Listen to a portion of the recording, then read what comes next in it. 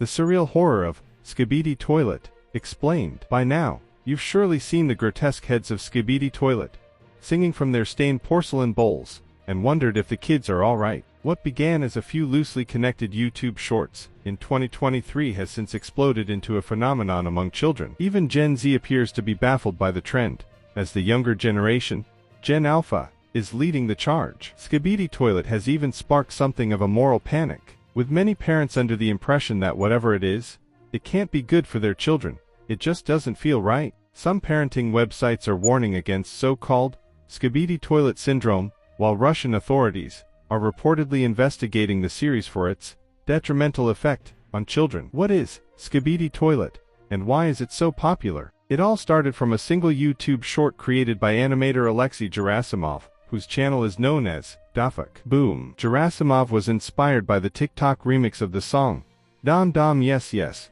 by Bizer King, specifically the version posted by TikToker Paris Bryan. Gerasimov created a short featuring a man's head emerging from a grungy toilet and singing the song. The strikingly grotesque image was created in response to a recurring nightmare that once haunted Gerasimov. Gerasimov continued using toilet heads in a series of shorts that became sequels, gradually giving way to a real narrative depicting a great war between the Skibidi Toilets and an army of mechanical men with speakers, screens and cameras for heads.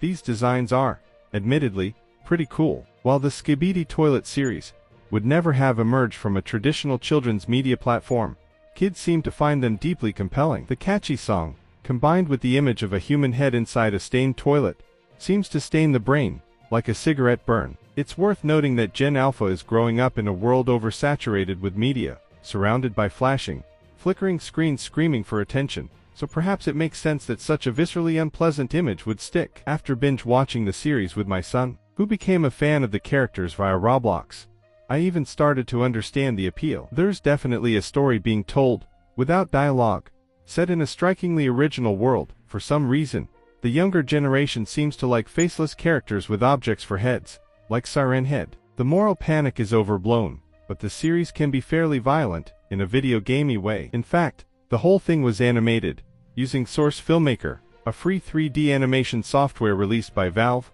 a video game company famous for Half-Life, Counter-Strike and Portal. Hence, Skibidi Toilet is filled with references and assets from the Half-Life video game series. The Skibidi Toilet series is incredibly successful on YouTube. Gerasimov has been hard at work ever since the series took off, releasing shorts that slowly reveal more details of the war, with his videos becoming far more elaborate and ambitious. Since the series took off, Gerasimov has accumulated more than 38 million subscribers on YouTube, and his videos consistently draw tens of millions of views. Many boast more than 100 million. Those are practically beast numbers. And the success of the series is not limited to YouTube. Videos relating to Skibidi Toilet on TikTok have been viewed more than 20 billion times. Gerasimov seems to have an intuitive understanding of internet culture, and his series was released at the perfect time to take advantage of the platform's pivot to YouTube Shorts. Now, Skibidi Toilet has colonized the rest of the internet via memes, games, knockoffs, edits and fan-made videos dissecting background details and speculating on the lore.